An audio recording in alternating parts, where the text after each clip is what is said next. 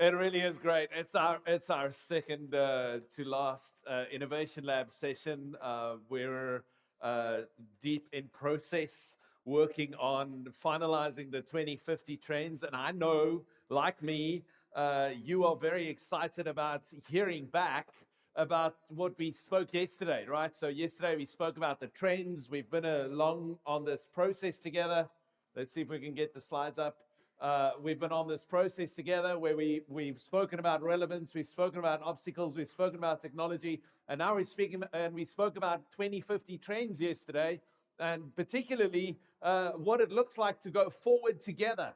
And I can't wait to share the feedback from yesterday's input with you guys. It was incredible, but I'm not going to say a word about it today because you've got to wait for tomorrow morning when we bring the final report together. So it's all going to come together, and we're going to be able to step up and step in and move forward together. There is a vision, there is a dream, there is a corporate identity that is emerging from our conversation together, and it is going to be incredible. But that's tomorrow.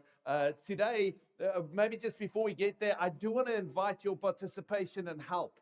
So I do want to just ask you guys to participate with us and to join in with us on the ongoing asynchronous conversation. So this link was sent out on the WhatsApp group and Cvent. So if you want to go scroll for it, but this is different to the Menti. This is an asynchronous ongoing conversation that will go on beyond our time together here. It's on the Luzon Action Hub, and we all together are actually a collaborative action team within the Luzon context, where we get to continue to collaborate on innovating theological education together within that space, and you'll find the ISET space there. Not only are you able to collaborate with this group, but the work we do together there, everything from this week is going to be posted there. All the slides, all the pictures, all the input, the final reports is going to be on there.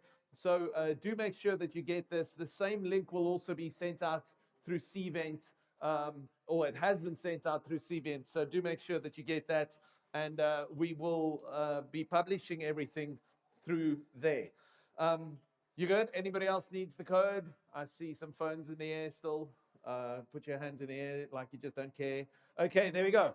Okay, so back then to Menti, our favorite thing in the whole wide world. And what I want to do today is I want to focus a little bit on the questions that's been asked. So we're actually going to take a little bit of time to take our way through and to move through the different questions we've been asked. So if you want to reconnect to the Menti, remember the codes are also on some of the pillars that you can scan there. But if you want to make sure that you get on there, I'm going to actually take the first couple of minutes this morning to answer some of the questions that you've asked during the course of our time together. And why it's important that you go on Menti is because you'll be able to upvote questions. So currently there's about 35 odd questions that's been asked, and I'll be answering the top ones. So if you want one to be answered, just vote for it, right? So you'll be able to see all the questions that's been asked. I do want to put down one disclaimer. The disclaimer that I just want to make is that I'm not the expert that has the final say on answering these questions. But I believe that there is great value in the questions that you are asking. So us considering these questions together and me just contributing a thought, not the thought on these questions, I'm hopeful that it will be helpful in stimulating the ongoing conversation, because if we're going to move forward together, we've got to remember that we're better together, and we've got to honor one another in this process. So if you guys are ready, we're going to transition, and I'm going to do my best to answer a couple of questions. So first question up is, please re-emphasize the importance of rest. There was actually another question along the same lines that somebody submitted. This is the one. It says, when do we practice rest, the theology of rest in using technology? And I think the thing that I really want to just highlight for you guys as we're doing this is I just want to make sure that you're aware of the fact that in the final analysis, we serve a God of rest. And we've got to remember that we're not chasing after technology per se. We're chasing after God. And when we chase after God, we don't rest from technology, nor do we rest from work. We rest for work. And I wish we had time to explore this a little bit, but go read Genesis. It doesn't start with man working 6 days and then resting. It starts with man resting and then working 6 days. I'm sorry, we have some theologians in the room, and that might have been too quick. Did you get that? What did humanity do for its first day on planet Earth after God created humanity? God's last day was rest. Our first day was rest. If you look at the Jewish calendar, it starts 6 o'clock at night. Why? Because you rest first and then you work. We don't rest from our work, we rest for our work. We rest in God and then do what we're supposed to be doing. So we don't follow technology, nor do we need to retreat from technology. We respond to the voice of God and engage in the world we're in accordingly. Once again, some of the other questions that are on here is, let me take the next one up. Let's see if it shows up. If I try and display it here, but it says, what if we try so hard to keep up with tech that we change and forget the face-to-face interaction? I want to make a comment here with regards to this. Is something which is really amazing about the days we live in, and I'm not quite sure why we're not in sync. Should I try a different internet connection here? Okay, great. Let me do that. The reality is that the face-to-face connection is of the greatest importance for us. If we want to really do what we're supposed to be doing, we've got to figure out that we've got to remember that as technology increases and people have more and more light relationships, the value of individual relationships is actually becoming more and not less. There's another question in here, and I realize it's a little random at the moment. So Ulrich, please take over the order of the display. But the Gen Z, for instance, one of the questions on here asks the question about, is it always about new technology and engaging the next technology? And what is it all about technology? And I want to tell you, sometimes innovation is about moving away from technology.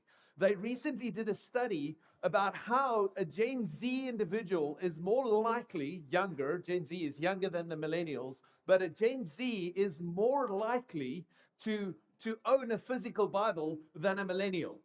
Because they are so used to doing everything on their phone that they want to go back in their relationship to God to a physical Bible. They're actually more interested in ritual than the previous generation because they're oversaturated on the technological side. So sometimes innovation isn't chasing after the newest best thing. Sometimes innovation is going back to something ancient. It's restoring something that was in the process. Innovation doesn't mean the latest technology. Innovation means to move towards what works.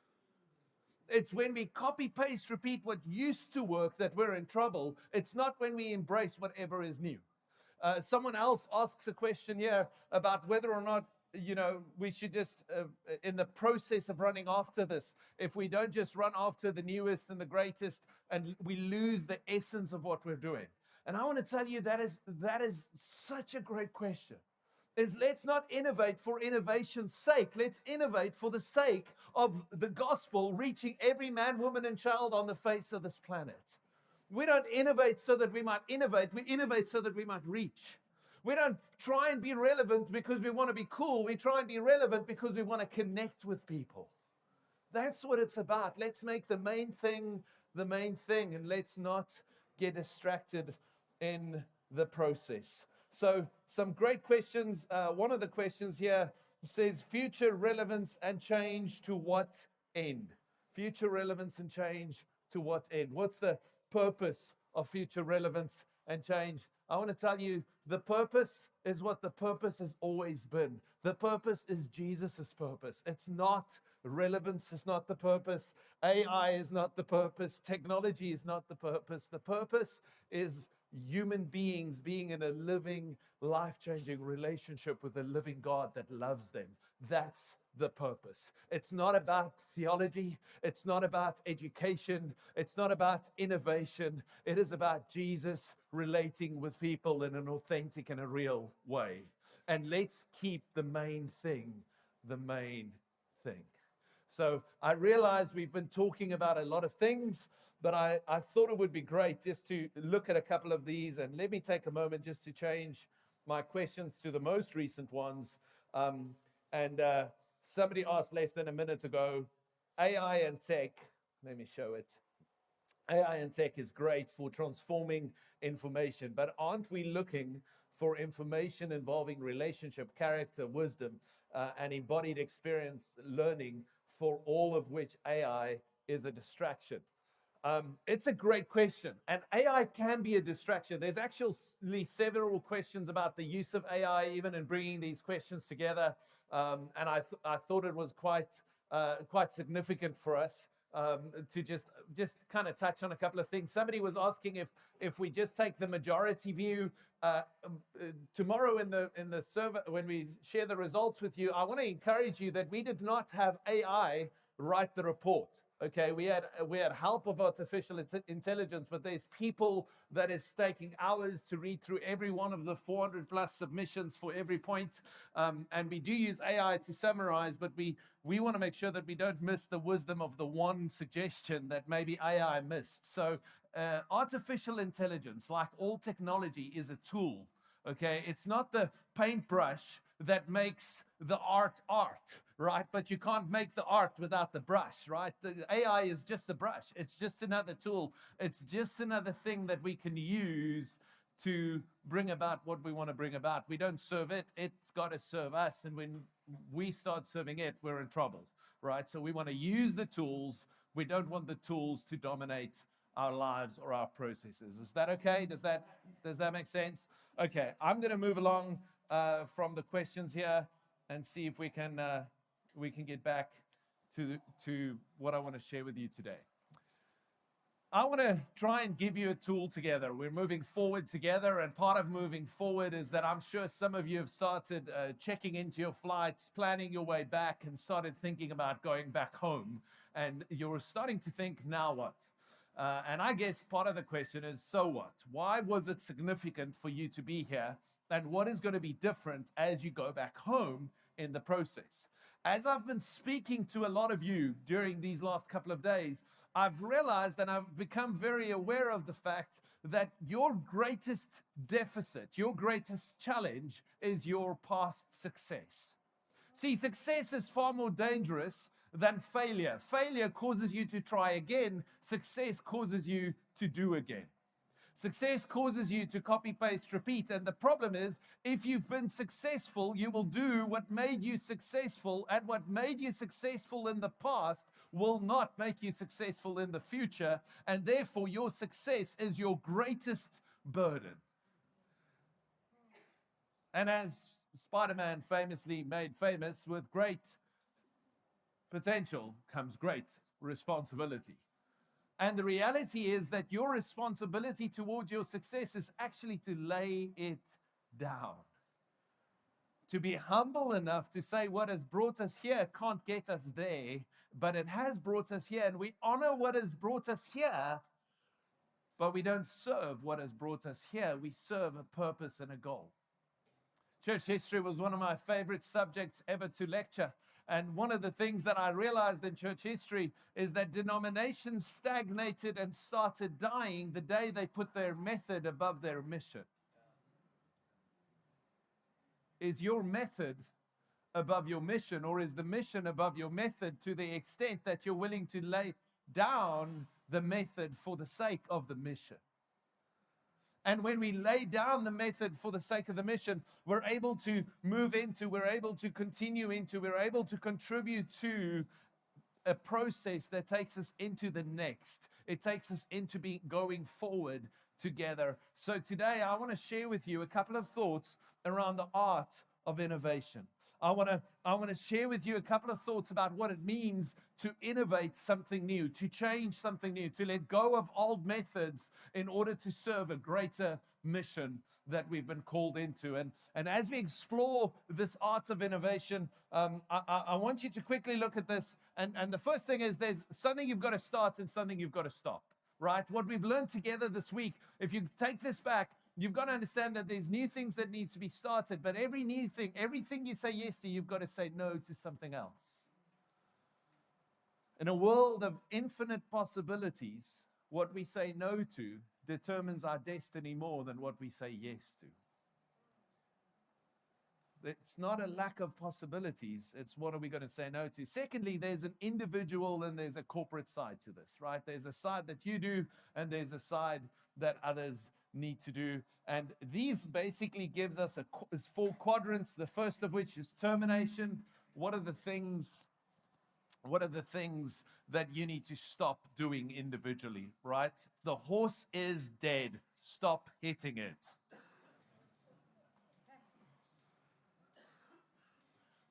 The second quadrant that we have here speaks of illumination. And basically, illumination speaks about the fact that we need a new perspective. We can only do what we see. And sometimes we need to see differently in order to do differently. Sometimes we need to become aware of something new in order to do something new. We need exposure beyond ourselves. This week has been exposure for some of you to something else. Some of you have heard an idea, you've met a person, you've had a lunch, and you've seen something you've never seen before, and you've got to see something you've never seen before in order to do something that you've never done before. Does that make sense? So we've got to make sure that we keep on innovating. I want to just kind of mention these four things to you, but there's different ways, different things that catalyzes change in our lives. And the things that catalyze change in our life is crisis. What's behind that connection is creativity, disruption, and obedience. And I'm not going to dig into each of them, but those four things catalyze change in our lives. When we get to a crisis, when we get to disruption, if we ignore the gradual disruptions, they end up in crisis. And when we ignore obedience, God uses disruption to get our attention. And when we're not creative enough, we sometimes cause crises over time. One of you mentioned a question in the questions that you gave feedback on, and the question was simply this: if we don't respond to what is happening, what will be the end result? And do we serve our methodology? Do we serve our history, or do we serve our mission? And if we're not willing to lay down what was, we'll never take a hold of what could be. So we've got to allow these four things to continually change us. But above all of them is obedience. Success is obedience to God. And when we're walking in obedience, we will have true success in life. Moving on the corporate side, obviously, you don't just want to innovate in yourself. Somebody asked a question, if you're part of a stale organization, how do you move that organization, or how do you change that organization? It was one of the questions that you submitted on the Menti. And I think it's so important that we remember that we need to be in the business of simplifying things. Most organizations fail not because they're not doing enough, it's because they're doing too much. They're trying to do too many things, and therefore they fail. And sometimes we get that because you want to accommodate everybody in the organization, so you're trying to give everybody a go. So now you're doing all these different things, and you end up failing in everything because you're not doing one thing well. Yeah. And less is more. So we've got to realize that there are some things that we need to stop doing in order for us to achieve the success that God has in mind for us. The last quadrant has to do with the fact that we collaborate together. We are better together, and we can move forward together when we find these spaces of collaboration, these spaces of doing better together. right? It's what are we going to start is not just what you're going to start alone, it's what we're going to start together. It's what we're going to start together as a group. It's how we can learn from one another and what best practice we can gain from another. We cannot, in the future that lies ahead of us, do this alone, but we can do this together. We need one another. And even in the context of how do you change your organization, to go back to that question that was asked, is sometimes you need to bring in an outside perspective. Call a friend, get somebody that you met here to come and speak into your space, invite somebody to come and consult with your staff or with your leadership or sit down with your board. That's how collaboration is built. What did Michael say? Trust and relationship, right? Be amigos. Even when Michael doesn't answer your email, stay an amigo. Keep digging into it. Send another email because we are better together. You're never going to hear the end of that, right? You know, everybody's going to now, when you don't answer their emails, they're going to be like, you said you're going to be better. I'm just highlighting it. You did it, right? Just for the record.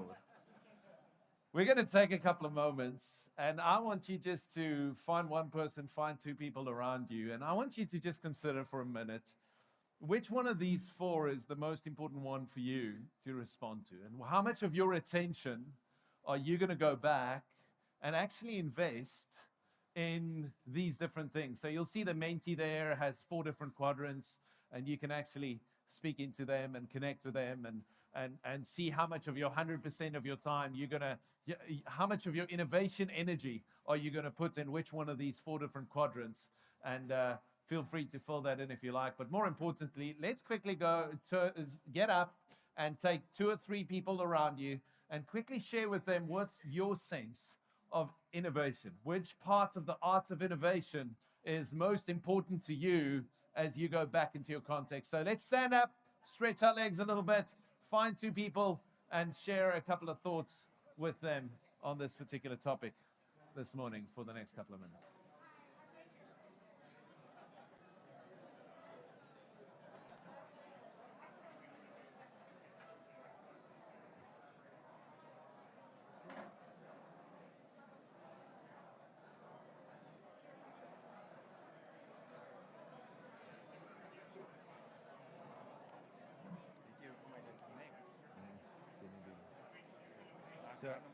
So that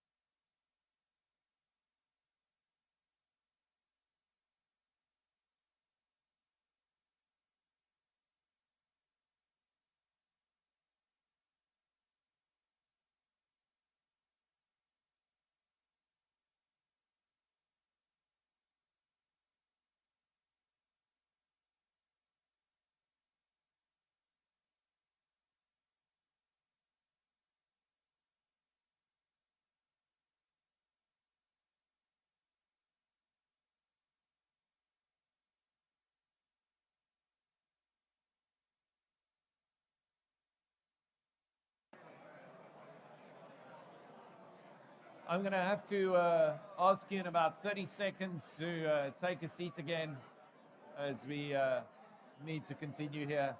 So if you want to make sure that you've heard from the other person around what it is that they're going to innovate going back.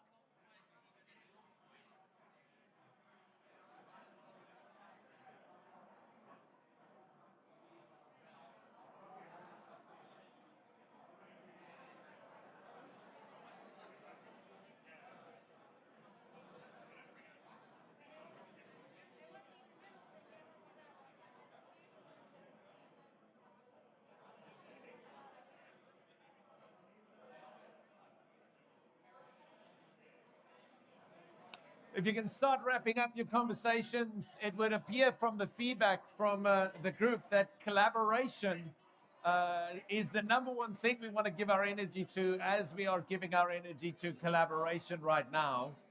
I love this. Way too engaging.